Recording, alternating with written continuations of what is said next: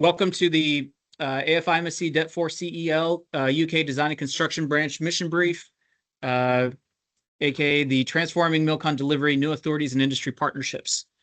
Just one sec.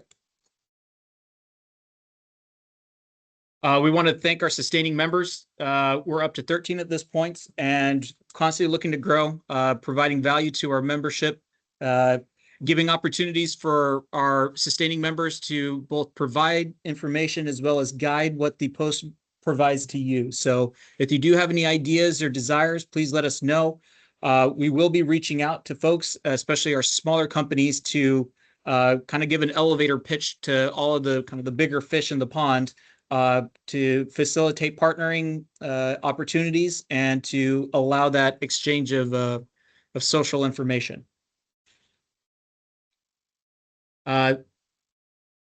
Here's our officer slate for this year. I am Matthew Scribner, the Vice President. We have Tom Heeson here in the room as well, and Ben Lieutenant Colonel Larson. Pretty much most of the crowd. I didn't see John or Jose. So, but yeah, we're all engaged. We're looking to expand. If you have any volunteers that would like to get more involved with the leadership, we are fairly democratic in our board in that everybody can contribute and have a voice and provide inputs and leadership. It's really the passion in equals the passion coming out. So please let us know. And then finally, real quick, I wanted to give a brief introduction to our upcoming program. On the 16th of July, we're looking to host a three-person panel hybrid event that will be in person at RAF Lakenheath. That is on munitions planning, specifically to the UK, and addressing how that's done in areas of outstanding natural beauty, triple SI, and biometric net gain. We have a couple of different SMEs, from looking at the Schrieffer Group, Jacobs, and then the former head of the RAF Explosive Safety Office. So it should be a pretty good turnout. Please mark your calendars. We'll be providing more details as we confirm the panel. September, we're looking to have a follow-up to our 30 April event, trying to discuss how we are aligning the US standards with the UK standards, given that the UFCs have, have gone through a major overhaul as of recently. Should be interesting. We're trying to get more insight into that and bring that forward into this hybrid event, looking at having it down at the Mott McDonald's offices in Cambridge. In October, we're looking to bring in the U.S. Anti-Terror Force Protection, ATFP, expert from the USACE Europe District, as well as someone from the UK's CTM office. And again, trying to reconcile between those two with the changes, as well as how the joint standards with the USVF portfolio is going to work out.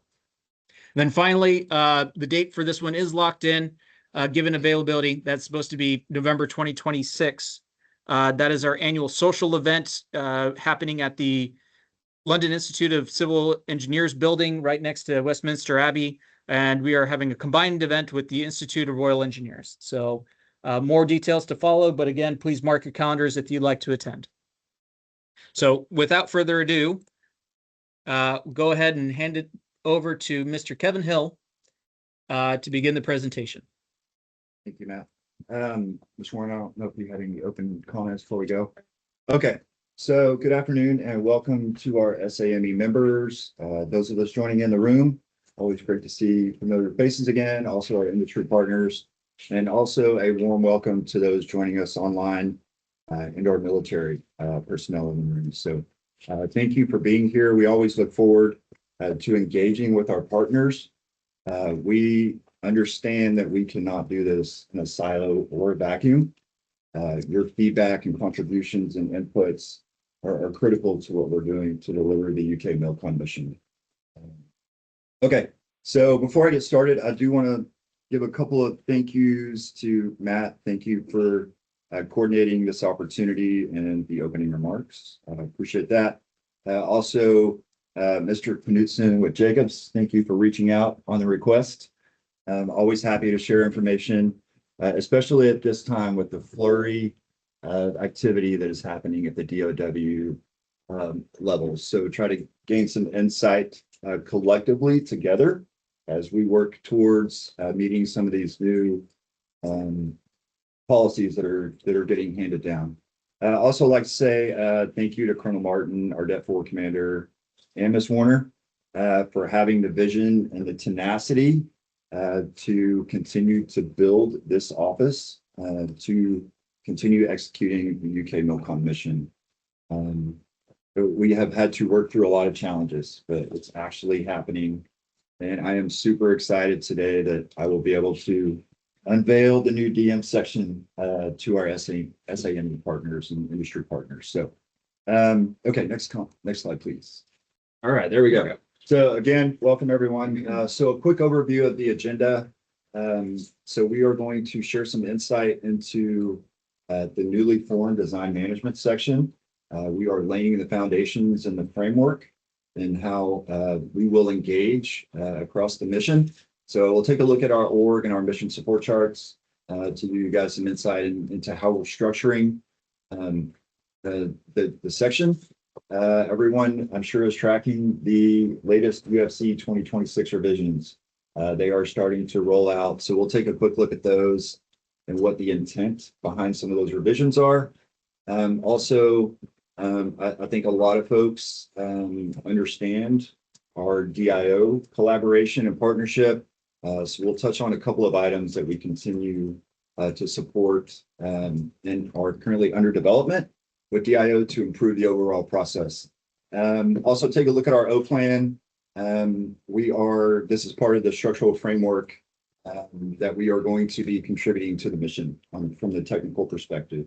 So to help everyone understand what those steps look like, that's really going to allow us to stay out ahead of the next milestone, right? So also a look at our major programs and our future projected projects that are coming down the pipeline. And then I chose to capture the highest level guidance that we have right now. So what's coming from DOW and the Department of the Air Force and how we are looking at internally, not only for the DM section to continue to tailor our operations to support those new directives, but also as a whole within Det Forward, right? So a lot going on in that arena there. So I'm sure that may foster some discussions. And then a call to supporting action. As I kind of said in my opening remarks, we are certainly cognizant that we cannot do this without our industry partners. This is going to have to be a joint effort for us all to understand what needs to be put in place to implement these new directives that are coming down. So next slide, please. Okay, so I just could not be happier about being given the honor to lead the design management section. This is a quick look. So at the top there is our main structure. Ms. Warner, of course, serving in the branch chief role. And we have now successfully set up our 4 operational leadership positions for the section chiefs and the leadership associated with those. So we've got the PM section, our DM section, our construction section, and special projects, XP section. And so then I've gone and broken it down further within the DM section, right? So we are looking at going too deep across each of the technical disciplines. And so I think we are looking at the end of September.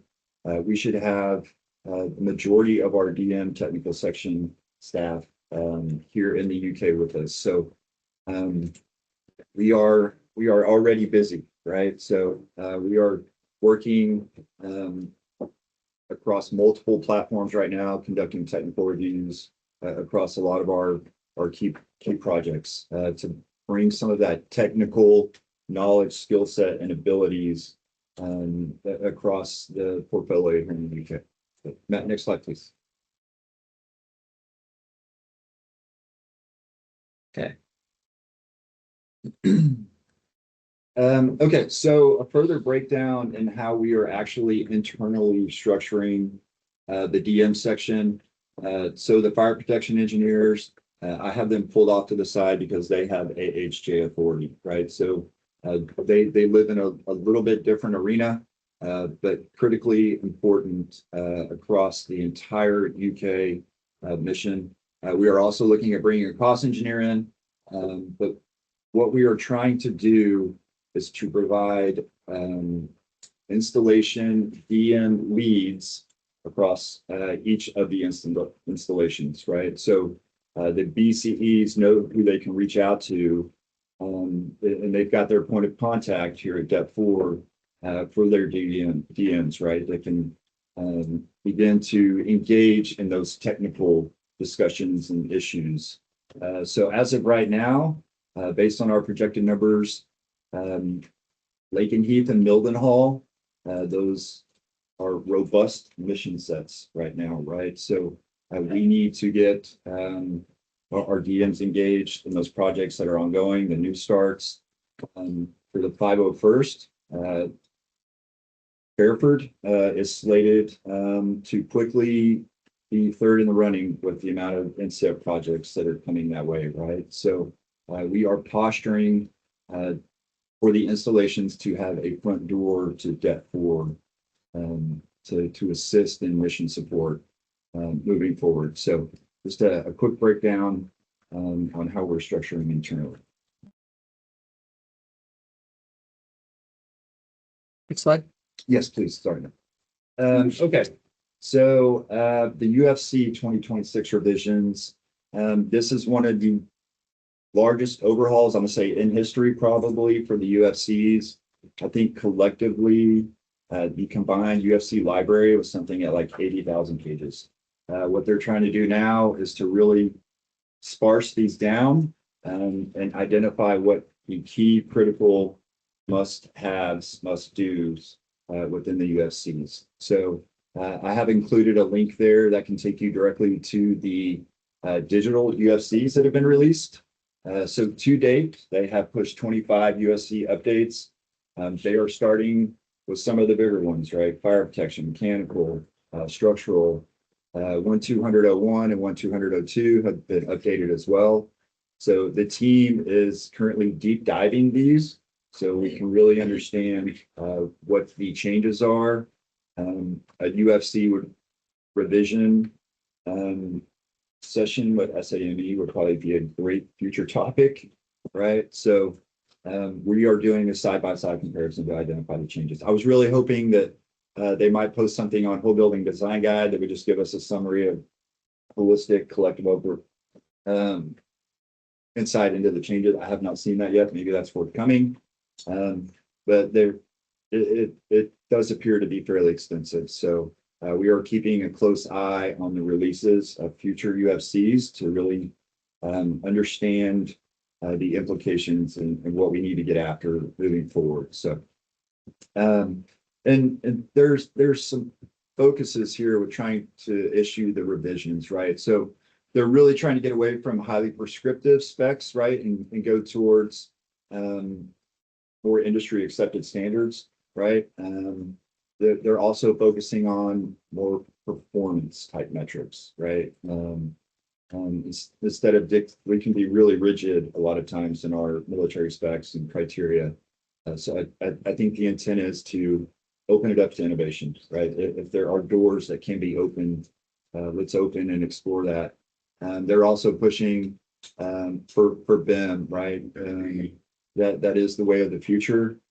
Clash detection is incredibly valuable and save a lot of time on RFIs and mods in the field going through that exercise.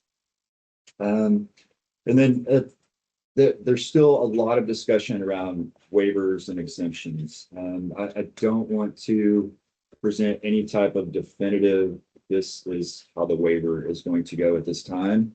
Until I think that is really solidified at some of the higher levels. I think this is still being extensively discussed, and I'm going to be cautiously aware when waivers requests are coming in because it's hard. We're just going to push a waiver. No.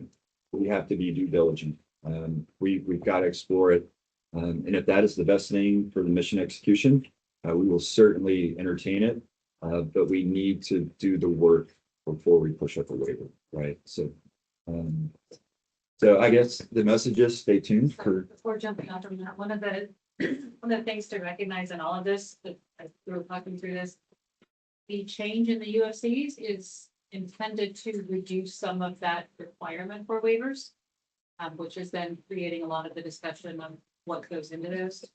So if the UFC has gone from 87 pages to 12 pages, there's less reason to have to go for a waiver. So, but then where that authority comes from, whether it's waiver derogation, but that's a prime driver behind doing UFC revisions, is to help resolve some of that, get back to industry standards, so there's less call for them. But yes, to Kevin's point, we're not just gonna waive everything off. Instead of doing that, they're fixing the UFCs to try to minimize some of that. I know there has been conversation about, oh yeah, we're gonna waive all the waivers or waive all the UFCs and block away. We're not doing that. But there's a reason that those exist. But that is kind of the intent, is to streamline this and get us to a point where we don't have to do so many because the UFCs aren't as prescriptive.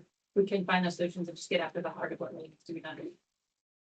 Kevin, with these changes that are coming through fast and thick, how are you communicating that and interfacing with your DIO counterparts? Because we learned back on the 30th of April, the Ned Sire's got this, kind of standards branch that they've stood up within DIO, and it's got a different name on it. But how do you plan to work with them to help to make sure that this gets pushed out across across industry partners? Great so that they're question. understanding Great this? question. Right. So I think we're probably going to have to stand up a specific working group, right? So Paul Wilson's regulatory compliance team,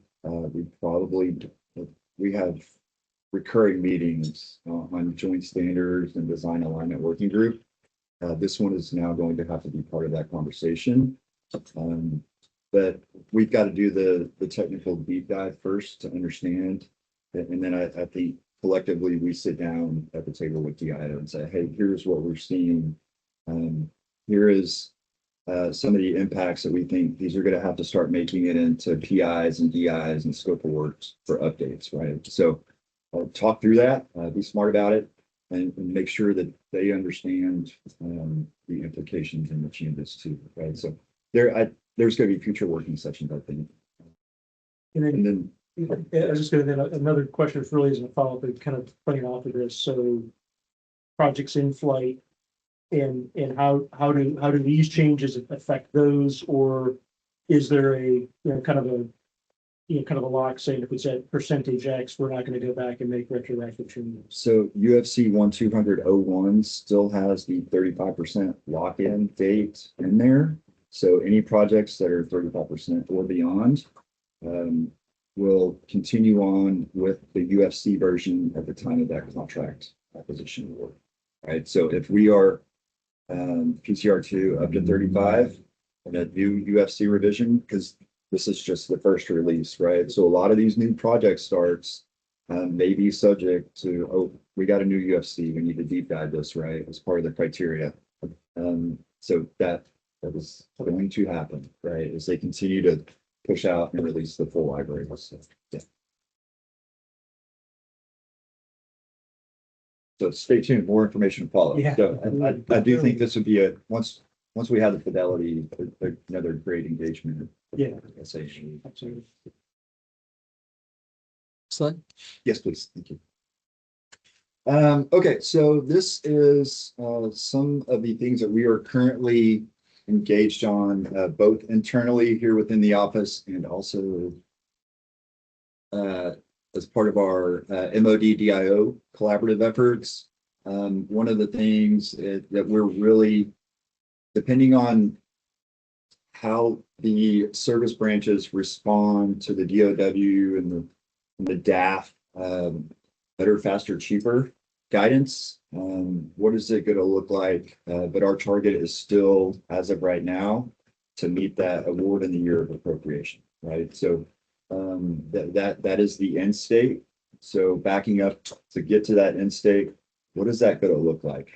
What authorities and design decisions are we going to make to try to accelerate the delivery of the MILCON projects, right? So, and the one thing that's also big is when we are at the PCR1 and PCR2 is really pushing to identify those minimum military requirements, right? So that's been a key message. I think you'll see that maybe in the next slide.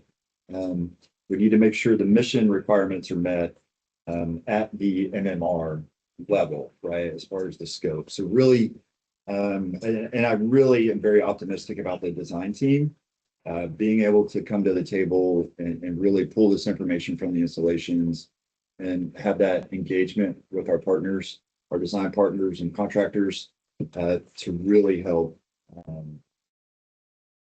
put that finger on the target, right? So we all understand we're all shooting the same target, right? So NATO integration. So the NATO program is robust and continues to grow. It is going to, as of right now, we have indirect delivery, direct delivery.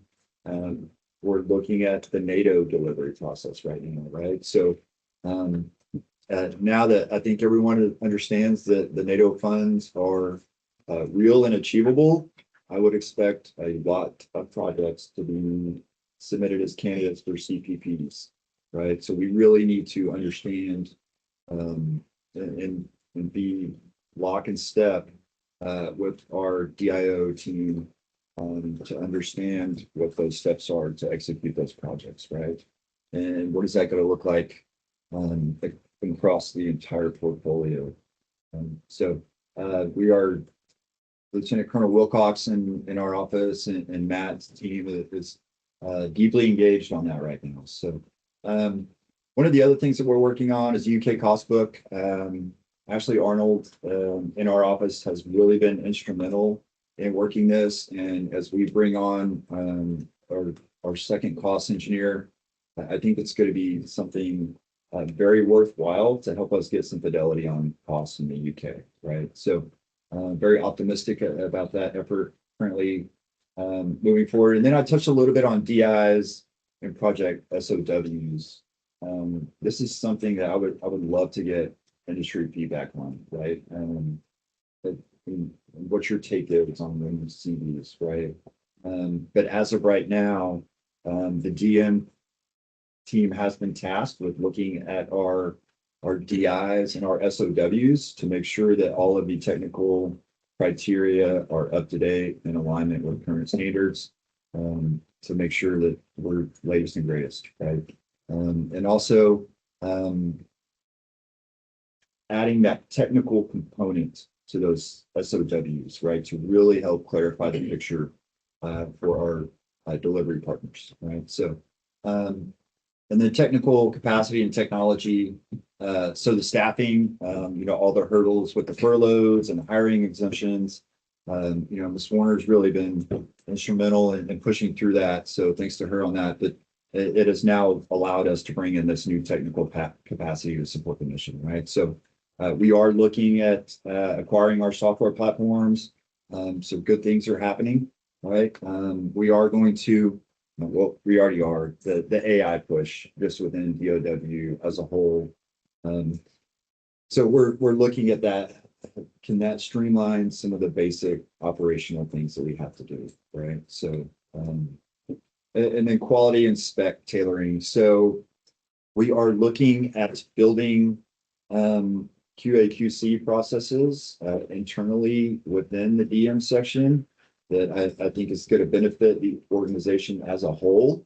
One of the things that we are currently doing is a plan of action milestone tracker, right? So the DMs are utilizing this single master document to capture all of the technical project issues that they see occurring, and they can refer back to that log when it comes time to put comments in for that next milestone deliverable, right? So we can make sure that some of those outstanding design discussion issues are getting captured and we're not losing track of them, right? So that also lets us have consistency.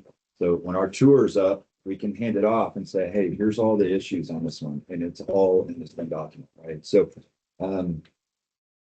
every project will have one single POEM, right? And we work off of that to capture all of the issues throughout the design process. We're also looking at establishing a BCOS, buildability, constructability, operability, environmental, and sustainability. So this is very much QA process to where the section chiefs within the technical section chiefs within the office are looking at that 35% design, that maybe higher level issues, right? What's the phasing, the environment? Do we have all of these things that we had issues with on past projects? Are we getting it addressed in this next project, right? So that's really, I'm optimistic that that is going to help the quality across the projects, across each of the installations, right? Across each of the programs for our stakeholders, right? So Kevin, sorry, is that for quality during design, or is it looking? yeah, it's going to be looking at any type of design or construction related issues to make sure we're getting them addressed at each of those milestones. So right now we're looking at a 35% BCOAS. So if you have ProjNet, you've got your standard review, and then you're going to have another BCOAS review. So like myself and the construction section chief will go and put BCOAS comments in, right? So, and then at the end, before we release a project to award, we're going to sit down with the DM and PMs that show us that you have closed out all the ProjNet comments, right?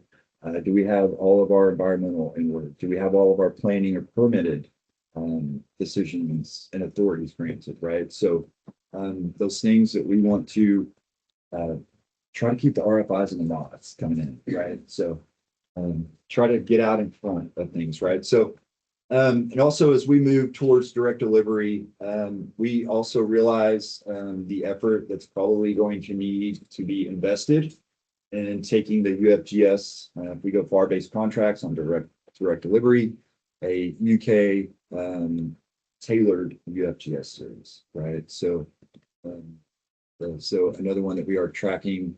Kevin. Yes, ma'am. Real quick on that BCOAS. Yeah. The other intent behind that is that becomes our standard checklist before we do design acceptance. So it becomes consistent across all of our projects. That's when we've gotten to that point and we release that out and we issue that authority to advertise, that BCOAS will be a requirement before that happens. Right now, we have lots of different forms or checklists or whatever. Some of them are copied, some are not. So this will make it easier for everybody to know what is going into those packages. And then we have something we can refer back to. This is what we agreed to before we got this decision. Yeah, good point. Thank you. So this is part of us building our internal organizational and operational SOPs, right? We don't want to create processes that we have to work for. We want the process to work for us, right? So, okay. So I think a lot of folks have really been engaged with what's going on with our UK partnerships. So the Bilateral Defense Forum, the CSA 1973 framework, a lot of room for there's some gaps in it, right? So the BDF has really been stood up to try to focus on creating implementing agreements on how we are going to. Sorry. No, so the BDF, one aspect of that, the BDF is how US and UK work together across the spectrum. It is not specific to infrastructure. Infrastructure is one piece of it. So under that, there is that discussion about the CSA and how that works. The reason for that is the CSA is the only bilateral agreement that we have with the UK under the SOFA.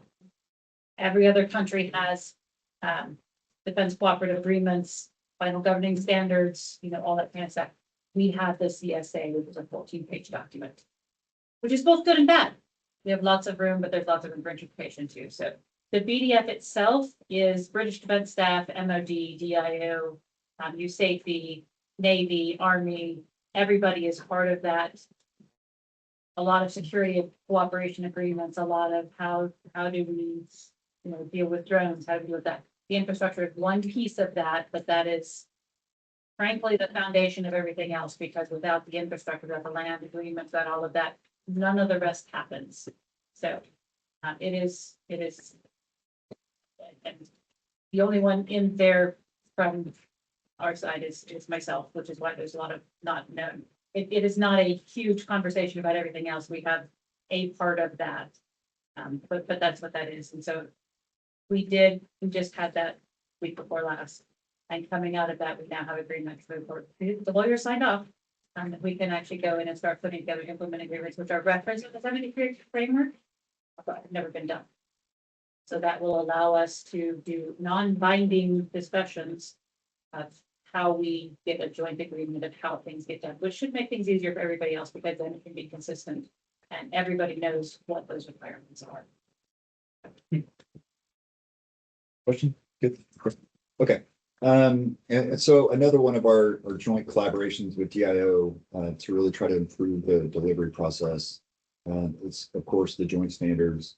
There's probably close to a dozen now that we are working on. Of course, the top priority joint standard is fire protection. So that one definitely ranks at the highest. Also, our DAWG, our design alignment working group, that is really trying to blend the UK REBA phases with our US standard 356595 and understand what that package of deliverables looks like at each of those phases. So those are active and ongoing. And so we continue to make good progress on those. The DIO regulatory compliance team is specifically focused with pretty high intensity right now on the JSIs moving forward. So a lot of good efforts are going on there to align project deliverables and milestones. There's been a lot of productive things coming out of those working groups. We have been able to generate a PCR1 checklist, which we're hoping is going to get some consistency at the time the installations present the projects to us for onboarding. We are also looking at a REBA2, PCR2 checklist, right? So the teams can quickly go through to make sure everything is in place with the package before proceeding to that next milestone step. So a lot of good work happening. We still have a ways to go, but it is definitely, we have re-engaged on this. We were a little limited on bandwidth, but this is now a top priority for our team section to get after. Kevin, so another question on the joint stand. So when you consider the UFC, especially the updates you mentioned earlier, are you having discussions with how you get over conflicts with the JSPs? Yes. Yeah. I think that was that a topic of our last SAME in London, I think? Yeah, it has to get looped into the discussion. Yeah, absolutely. So there's a lot of crosswalk comparison and deep diving on these. So definitely a work in progress. Very technical too, right? So. All right, next slide, please. Okay, so an eye chart, right? So what we are trying to do is, as we were beginning to stand up the DM section, is to really create, we had to do our org chart and our O plan, right? So where are our design management technical folks? What are their main duties across each of the milestones throughout the MILCON process, right? So you can see down the bottom example of the PCR checklist, right? So that is trying to set the project up for early success as we on board for the PCR2.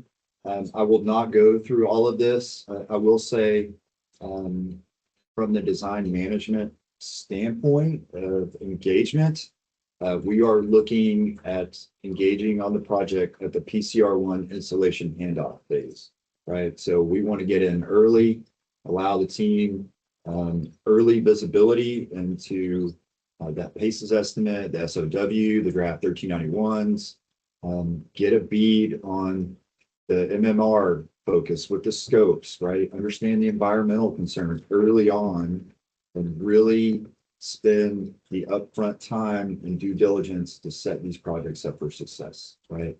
And we're also looking at looping in Mr. McCrae, who's our construction section chief, getting his folks in on early as well, right? So with some of the DOW and the DAP policies, if you are going progressive design builds, we're still looking into that. But I could see that probably happening at the PCR2 phase, maybe at the end of that, right? So early contractor engagement, ECI, you hear that term, bringing all the parties up front, right, to understand scope, solidify the scope, eliminate scope creep, user requested changes, hone in on those MMRs as that project proceeds, and validating each milestone to make sure it's in accordance with 1391, right? So, and really looking at the cost, right? So I think this is where the cost book will help us when we start to see CWDs coming in. We can get a real quick comparative analysis on where we're at with some of those things. So, and then one of the things we're looking at is when it comes to that, the notice to proceed, how will the DM section engage and support on the REVA 5 and beyond construction efforts? So we will remain engaged. We'll expect, technical RFIs are going to come out. If we need to go and look at any type of inspections or technical side, right? Structural, whatever it may be, right? So we can offer the PCAS, and if we need to, with red zone meetings, we need to have engagement there. We could do that, or go out at any point during the defect period. We can, if we need technical support, we can offer that across the projects. And okay, slide please. Happy to entertain any questions on that one if there are any. So, you want me to cover this one, or? We presented this in multiple engagements, so there's just kind of an overview of where projects are, the amount of funding that's at each installation. Can't really specific project cost information yet, but that seems to be coming less and less of an issue. But just to kind of give a heads up, these are again in planning, design, and construction, so they're across different phases. But that is our current active program right now. Those are the projects that have some sort of funding towards them. I would think probably easily within the next year, we'll see the inset start to pop up across each one of these. So this continues to grow and gain momentum. Just so everybody's aware, like 1.3 billion in projects that are likely going to occur in the next 5 to 10 years. Many of those in the inset program, that is on top of what's shown. So I keep waiting for the $4.2 billion to go down as we finish things off. It just doesn't seem to keep going away. It just keeps adding more to it. So it is definitely a solid program. That's what we want to hear. It's great. It's good. Yes. It's good for everyone, right? We just got to figure out how to get there and do the work. Pushing to get all these things in place, get the technical stuff in place so that we can actually do them smoothly. We can get, make it consistent for everybody. And to get the quality that we need out of all of these projects. Can I ask on the inset part of that, because the NATO monies, unless things have changed, they may have traditionally come with the need to either follow international competitive bidding rules or national competitive plus, NCB plus. So current vehicles, I know at least within the US, there's methodologies that I've seen NCB plus. Next is NCB plus. That is NCB specific. Okay. DIO, do you have a sense of DIO's been able to? We have worked with DIO, the framework that they're working with right now, other than the state framework, everything has been processed through and appears to be good to go. Okay. The ones that are not are projects that have already been done, but they have gotten approval to move forward on. Okay. That is a happy topic of conversation to move this stuff forward and make sure that things are going to do. But Great. That's good. so, and then the next slide is just the projects coming up through 2032. I think what I put on there. 26 to 34. Yeah. Yeah.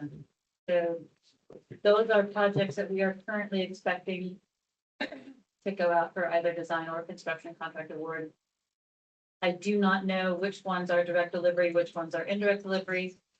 Most of them obviously will be indirect or DIO. There's a few of them, anything that's ICD 705, yeah, it was told us, they don't want to do it for some reason. So we are doing those as direct delivery. Working through the process for the others. But as we work the implementing agreements, figuring out how do we build both teams so that we all know the same things and we're working in lockstep to be able to get the program moving forward where the resources are at. But where DIO doesn't have capacity or it's something that is very US specific requirements, those will be going direct delivery and then pretty much everything else will be everything else that will be.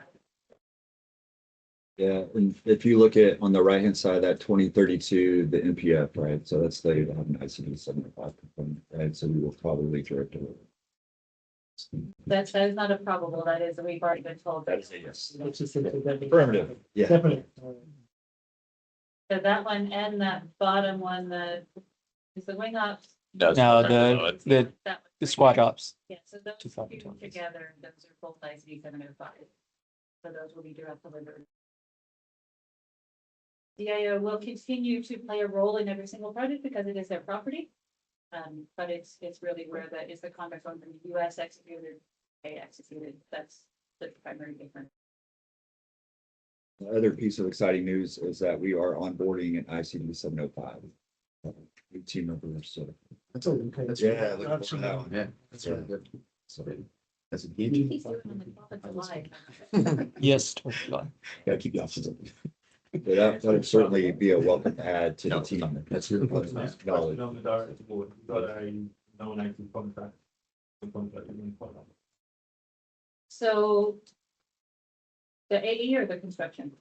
Either or. So the AE would typically go AE next. Yeah. Which is our primary way to do that. And Kevin will get into these as we go forward, but there's, for the direct delivery, we have an existing C2E, which is, I can't remember what that stands for. That are construction. Contracting to enterprise.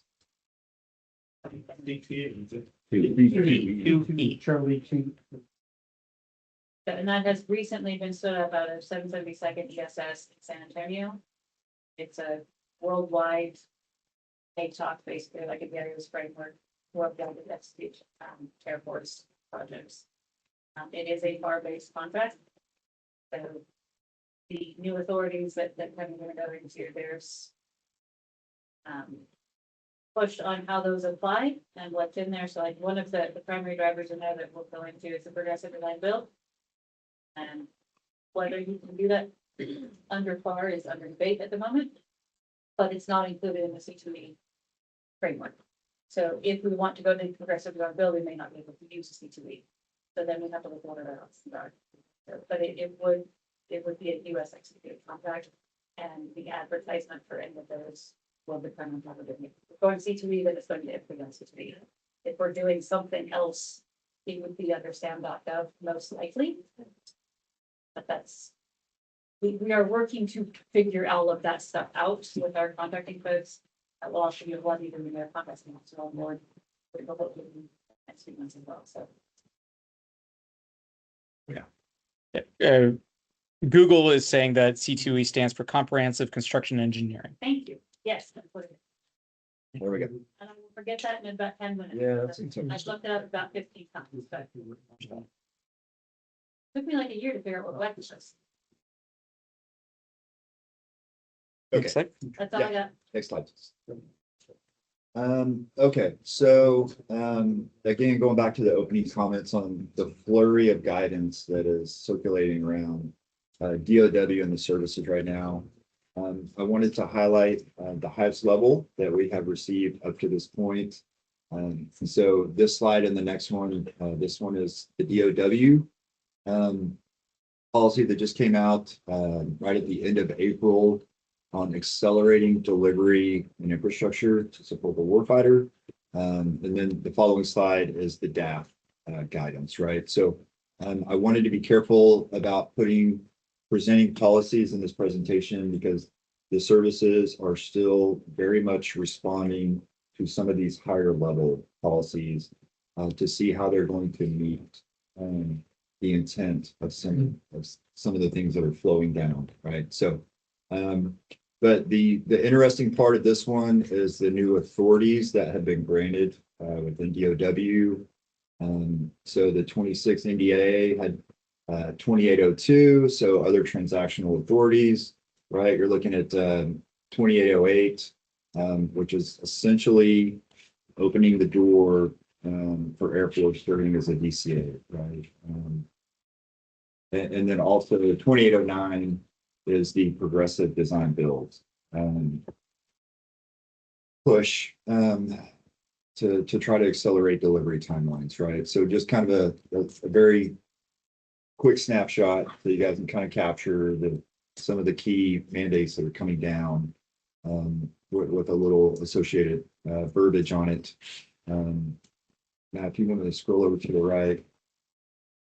So I really tried to, okay, what are the takeaways from some of this USC heavy language, right? So they're really looking at trying to reduce the bespoke designs, right? I know Air Force is exploring standard designs, right? USACE has standard designs.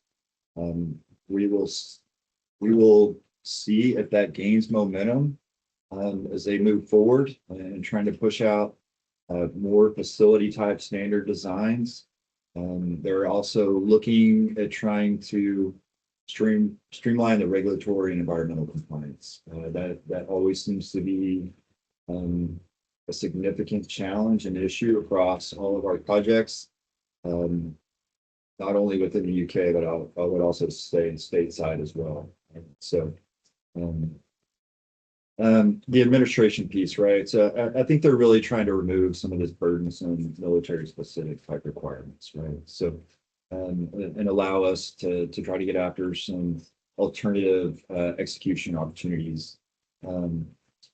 And so there's also a big push on technology advancement and construction technologies. I know USACE is pushing stuff out, really pushing for insulated metal wall panels. They want to do 3D concrete printing. I don't know if we're there yet for that one, but PEMBs and insulated wall panels, like a pretty solid solution to me, right? But we will see how the services respond to some of this higher level capital. So, it also talks about procurement actions and maybe achieving some type of economy of scale, right? With contract awards. What is that about? I'm not sure, right? But the key takeaway for us through this one is that the service components will now have to report on the use of other transactional authorities. You can see in that May-November timeframe throughout the year. So what projects are we utilizing OTs? Is that going to be applicable to what does our situation look like? We're still exploring and what the implementation and usage is going to look like, right? So just to add on to that, for everybody's, so the transaction has been around for a very, very long time, but the 26 NDAA opened up construction. So it has been very much an RDT realm. So that's what they're looking for, is how are we applying construction? We are looking to get more fidelity, but to our knowledge, there are no overseas OTs out there to date. So the OT process is different than a FAR-based contract. It opens things up in a different way, so you can get in an agreement for future, but it doesn't do any good to write agreement. I'm going to give you this much money to give me everything that I want, any more than you guys would be happy with. You're going to pay me whatever I charge you to give you what you've asked for. So somewhere in between there, without giving up all of the, I mean, the benefit of the FAR realistically is that it has built over time, so everybody knows where they stand. Throwing that out leaves everybody kind of a little not sure where things are at, so it creates some churn in the community. That's why it's not blanket, the FAR is gone. That's why the revolutionary overhaul of the FAR was not all that revolutionary, because there's a lot of stuff that's in there that's important to have when you're working with public-private work. So The OT is a route to get after that. We aren't 100% sure what those is. So that's one of the things that we are looking at to try to do that. How does that apply in construction? How do we do that? Stateside, they build consortiums. It's really easy to build that consortium, and then it's really no different than a VATOC. I don't know, we're building any consortiums overseas. To my knowledge, we can't use the ones that are stateside to come over here. So it's a highly unknown entity at the moment. Probably not going to spend a lot of time working that here as we're building everything else out, but there is that possibility. If there is, we will obviously be reaching out to the community wherever we can, all of our industry partners to help us do that right. Because we're not going to do it on purpose. I think that's really good. How does you were talking, Kevin, you were talking earlier about performance and almost standardizing the design team, actually standardizing performance and things like that. How does that performance speak to the modular community? Because a lot of times where you may set your performance, but the performance may not be something that's acceptable to a modular style kind of construction here in the UK. How does that? So that's where a lot of the authorities are trying to push us, is to get to the point where we're not doing design bid build. So we're not doing all the design up front. We're bringing the contractor and industry in early on in the planning stage. So what's our best strategy to do this? Okay. Here's my requirement. I need a CDC. Right. And then it's up to industry. All right, is a stick built or a modular or a 3D printed? What is the best solution for this? Give me, so under some of the authorities that we have, we could literally start the planning stage with the construction contractor already on board to get those means and methods outlined early. So we have to figure out how we build those contracts to make it. So more in-depth PCR1, PCR2, very. Not so much more in depth, it's more engaged earlier. So we aren't making decisions here that then we get to the construction contractors and, well, that's not really the best way you could do that. Had we been involved here, we could have said, hey, so we've already planned, we thought about modular on the design side, but it didn't quite work out for us. Mhm. And then as we get through the rest of this construction, it's like, well, actually, there's this place that I know that can do this, and we could have gotten that in there and it would have been a whole different path, but we're not going to go back and redesign because then you're not saving any time or money. So it's bringing all of that to the front where we're not making decisions without the end provider being part of that discussion. First of all, it's might be. Exactly. So who has that, I mean, especially in the modular, one of the things that we have, I know DIO has a modular framework. Some of those modular contractors do the whole kit and caboodle. And some of them, you have to do all the site work and utilities and everything else, and they'll just come put their facility on there. Very different approaches. If we don't have the right contractor on board, then we're out of luck. Right. And you DIO about that. Oh, yeah. We're having those conversations. Everybody's trying to figure out how it all works with the different contracting structures. So go ahead. For the sake of fairness, we have several questions in the chat, but I was wondering if we could please appreciate the questions, but can we move it to the end so we can get through the whole presentation, and then kind of in our extra time, we can address all the questions. The question on the bundle procurement actions. Okay. So one of the things that folks are looking at for how can we make this better, and just to demonstrate the level of engagement we have in Congress, what that is actually focusing on, there is a push right now to do a worldwide barracks contract with a funding pot across all of the services for dorms. I don't know where it's going to go, but that is a potential route where you would have one agent executing dorms for Army, Navy, Air Force, potentially even reserves. They're looking at, and then Congress would just fund a pot, and you would do a spend plan for which projects are being done in which years. That is what people are looking at trying to do. Can we streamline by putting all of this together and then build out that program? Throw the standard design in, throw your site adapts, everything else in there. I don't know if that one's going to happen because that's pretty huge, but that's a type of thing that they're looking at trying to do. Economy of scale. Okay, next slide. Okay, so as I mentioned, just continue to look at those higher level policies. I pulled the DAP policy about non-traditional acquisition. So actually starting now in the FY26 NDAA, this is already moving, but 27 non-traditional delivery will be the rule, not the exception. And that's slated for projects $7.5 million, right? So, and you'll see in FY26 that OTA push, right? Progressive design build, trying to get to a minimum percentage across the DOW engaged in those new accelerated delivery type opportunities.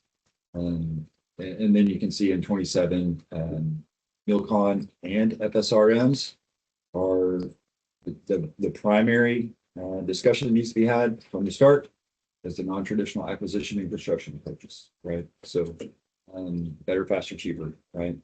We're talking about that at a much earlier phase.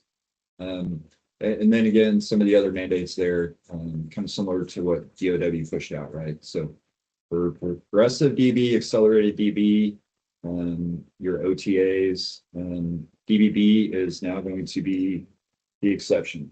So you'll have to present why you want to go. DBB does have its place on occasions, but we will now have to raise that up as why we are choosing that as a procurement execution strategy. So looking over to the right, so I touched on this a little bit, some of the alternate non-traditional construction approaches, tensile facilities, you have your modular, offsite, they are part of the UFCs are looking at designing for a 25-year lifespan instead of that 40 to 50 lifespan. The 3D printed additive concretes there. Also shifting, UFC's shifting to more of an IBC code approach, right? So, and then again, just reinforcing that military minimum requirement, right? Identifying that early, capturing it, and carrying it through the entirety of the design development, to try to eliminate some of those change requests that tend to slow everything down, causing schedule slippage and cost overruns, right? So, okay, and then you'll see standard designs versus the bespoke solutions, right? So, final slide here. It's really, we realize and acknowledge that we cannot do this without each and every person sitting in this room, all of our SAME members and industry partners. I think the overall message is that we have to do this together, right? We need to engage earlier at the start of the projects and bring all of our knowledge, skills, and ability and talents to the table to really set these projects up for success, right? And be very smart and strategic in how we're going to get after this and trying to meet some of these mandates, right? So it's collective in a group effort early on. We cannot do this without you guys, right? So we recognize what you bring to the table. It is not us telling you guys what to do. The paradigm is shifting. Is how are we going to do this together, right? So, and the other thing I will emphasize is the feedback loop. Your insights are, I know from the DM side, our door is going to be open to you guys, right? So feel free. I've got some cards here, right? My email's on the opening slide. We are here to be good partners, right? So one team, one mission, right? What can we do collectively to try to start making this happen, and look like a shining star and be able, I think we all want to be a part of that. But, so that's really all I had. And Matt, I think any questions? I know there's some online. I think we'll start with one that kind of directly speaks to kind of that feedback. Gary Dorman stated, as you work to implement the DOW and DAF accelerating delivery guidance, you may want to consider opening a new commercial services offering, CSO, on AFIMSC's SPEED, SPEED initiative. That could be a good tool to get feedback and ideas from industry on how to deliver faster. I consider opening one and leaving it open to get as much feedback as you can. So I guess that's a direct, good takeaway to open up a CSO on speed. Appreciate that comment.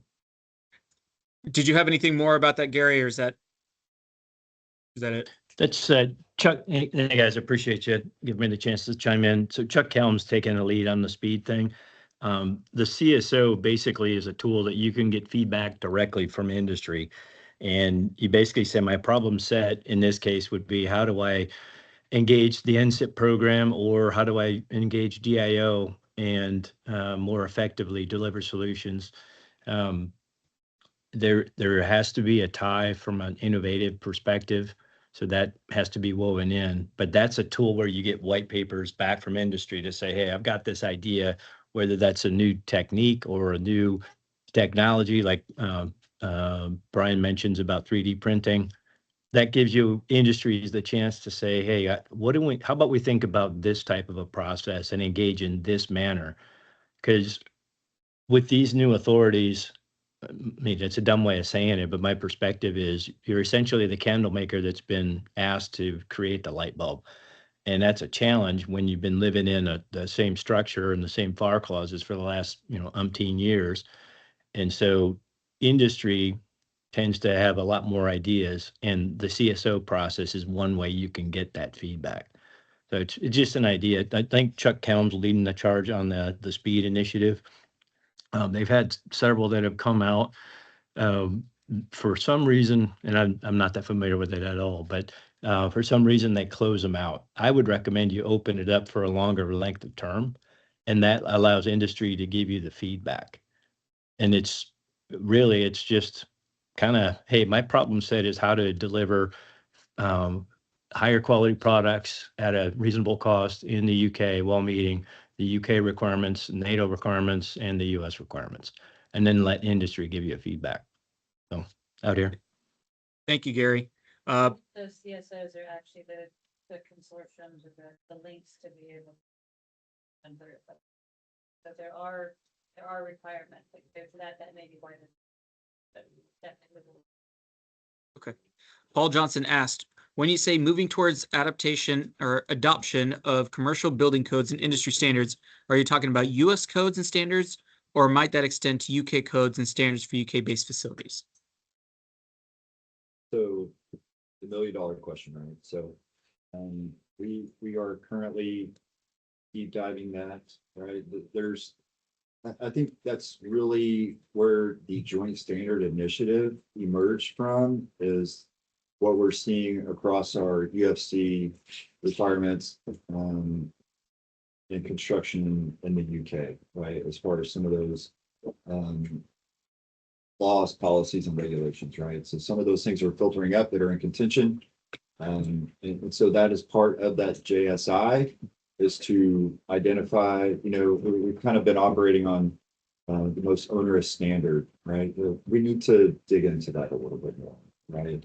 And so I think there's a big interlink, what may be coming out of the UFCs relating to the shift to more of an IBC focus, and how that is going to intertwine with UK codes, criteria, and policies. So very big initiative on the technical side that we're looking into.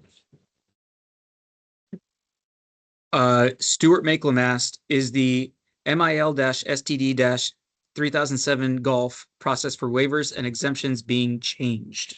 I would assume that is the NATO STANAG for that.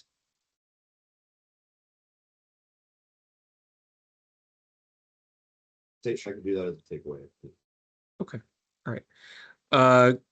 Brian Viebrick from USURAF said, great point regarding NATO integration. The Army Corps is also posturing for the upcoming NATO CPPs, capabilities, program plans. How are you planning to fund the U.S. conjunctive funding?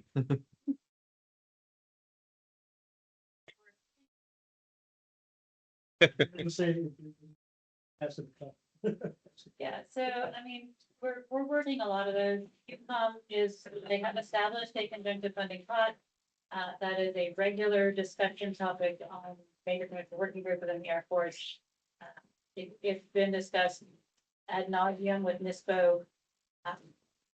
There are plans in place to make that happen. By having more projects going into that, that is also one of the ledge props, one of the requests back to Congress is to establish a NATO pot that would fund that conjunctive funding and make things a lot easier across the board. It hasn't happened yet, but it is going that direction. And again, UCOM does have a pot already that they have built for projects that have already been approved. What we are personally doing here in the UK, where we execute through the UK government, with all of the UK executed projects, we have NATO money that allows us to get the planning efforts and all that until we get an actual scope requirement that we could put a conjunctive funding link to figure out what that split would be with an updated cost, and just use the NATO money to get to that point, and then come back and work the conjunctive funding piece once we know that information. So that allows us to start sooner before we go get US money to go with it. So all of that's in development, so how it's gonna fully play out, I don't know now, but that's where we're going right now. Brian, you have your hands up? Yeah, I'll keep it quick. Hey, thank you very much for that answer. Yeah, I'm tracking the UCOM pot of money.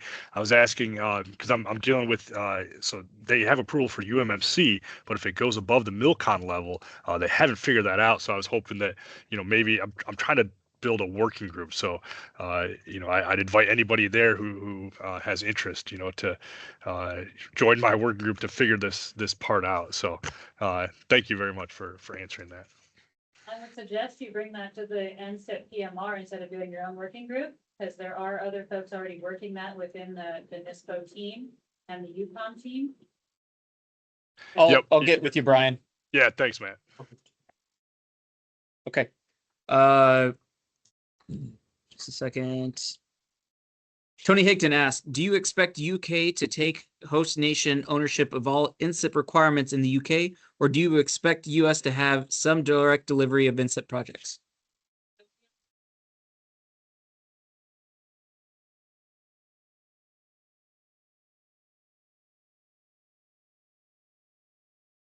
They split, we're working the process for how we do your board. Are they going to DIO direct from NATO or to the Air Force and then be executed through DIO? Yeah, so anything that DIO executes will go direct from NATO to UK, and they will be the host nation.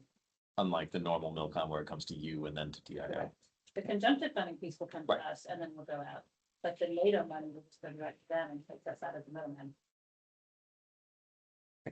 That's how we can get that money early and start doing stuff without getting investment.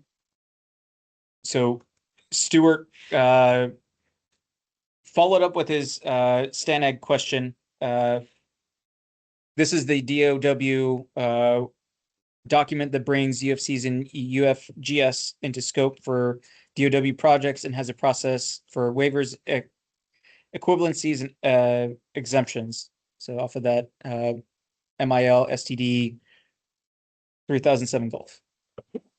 I don't know. Okay. I will tell you, we were just with OSW last week in DC and having conversations. They're still working through a lot of that process and what they're doing with those. So my guess is it probably will at some point be updated, but I don't have an answer for that right now because I don't think anybody has an answer right now. Okay. Also from Stuart, will standard designs be used to define the DD 1391? Historically, the two did not always match. So that's one of the discussion points. That everybody has standard design, you just don't really enforce them. So the push is to fix whatever is in them that doesn't work, that precludes us from being able to use them across the board. But yes, the intent is that there will be more standard designs so that we're not reinventing every single time we do it, because it doesn't generally make it better.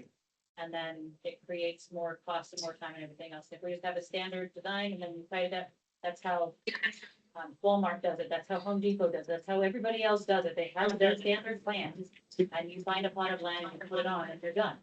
Having done Walmart designs early in my career, I can tell you, we did an awful lot of times where they would give us a plot of land, you had your template, and you had to give them 6 layouts on that land, or you're just taking that building and moving it for whatever, redo the roads and everything else. And they typically wanted all 6 of them overnight. So that's really what we're going to, that they want to have, hey, here's your building, it's already done. Just give us the layouts and we want that in a week. Okay. right? I don't think we'll ever get that far because we're not private industry, but yeah, that's, yes, the intent is standard design will take precedent and make things go much smoother. All right, and then, let's see. I think that was the last question. Brian did bring up that regarding the construction strategies, Army has submitted a NATO minor works package for 3D printing to serve as a proof of concept. The project has not yet been authorized. So, okay. Looks interesting, but I don't know that it's scalable at this point. Right. I think the modular and the bit of parts are the primary ones going out right now for the. I did find it funny that they did have on one of the lists at one of those briefings, they did also have the air inflated ones. It's be really big in the 80s, the big balloon buildings. Yeah, but apparently that's also on the list as well. Like, I used to enjoy going into those, but that feels very retro right now. Bounce houses? Yes. I'm Yeah. sorry. I'm a little young for that. Bouncy houses? Oh, Okay. You know, if you got on the roof, it kind of was. no floor. Felt well, radar Yeah, dome. yeah, it decon and stuff. Yeah, go ahead, Lala. Answer already. How are you doing your planning and design? Are you giving it to an AV number one and then all of a sudden planning AV number two gets to design or what's your plan? So the planning starts with the installation for CR1 to us. So that is kind of the basic framework. And our PCR1 checklist has a list of what get. And that's really to set a quality standard across installation.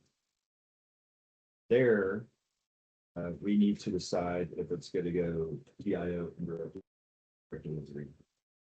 To go direct, we've worked with 77 to put it out in PCR2.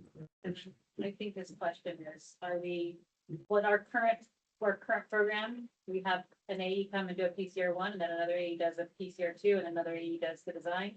The hope is that we can get to either at the PCR2 or at least at the REBA 3, that designer takes it. Yes, I have some very strong opinions on that and how, I think if we're tasked to accelerate to go faster, can we take out the PCR2 and go straight to a 35%? I don't know, right? So we're spending too much time on acquisition and it's costing. My question wasn't very, the question relates to the users have started doing that A1 and A2 to get same. They're awarding planning contracts on design IDIQs so that the planning contractor, the AE who does the planning part, by default, he's going to the traditional AE number 2. In other words, the planning goes into design with the same guy. It's nothing to do with acquisition. It's to do with the quality of design. See, over time, you would do a planning from the installation and it sits there for a while, sits there.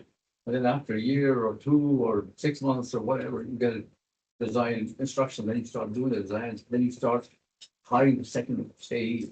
So I would love to see the designer and the contractor on board one team through the entire process. So we're talking about the planning and the design first, but I'll come to that part too. I just want. It's a question of funding, Lala. It's usually by the planning is funded one way and the design is funded another. You don't always have the design money ready or even available, even if you wanted it, it's not there. And I've been here, I've been working that for the last, what, I know, 2 but years? I just want to let you know that folks started doing that 6 months ago. Yeah, well, DIO can do that, but it's where, we didn't even have the issues with the funding pieces, but that's, Okay. it's as we're getting those new authorities where we can go in and the timelines for the projects, that will enable us to do some of that. Okay. Yeah, we started doing that, so I'm just sharing it. You said started to do that. You brought a good point about doing this, your design designers are going to look at the quality of the scope, stuff like that. So I will suggest to you that if you don't do it, that this new office here does scoping meetings, that you do scoping meetings on site. Because several times the people write the scope of work, we give it to the AE, then you have this exchange of RFI and before it's cleared up and then you do the offer. What lessons learned here is that you do scoping meetings on site, because sometimes you open the door, you say, oh my God, there's a mechanical room here and I didn't plan that or whatever. Just as a recommendation, this is lessons learned. I think we now have the technical knowledge and abilities to ask the right questions at the right time. Okay. To help solidify those votes. So did I hear you right, yeah, that the NCIP projects, most of them are DIO? And Preponderance are. Pardon? The preponderance are. What is our timeline? We were supposed to end at 1:30. I didn't want to cut you off midstream, but I think we are going to need to wrap things up and just have in office discussion. So, yeah. Okay. Thank you all once again for attending. And feel free to continue to drop RFIs or questions in the chat, and we'll see if we can bring it up and answer you at sometime in the future. Thank you very much and have a good afternoon.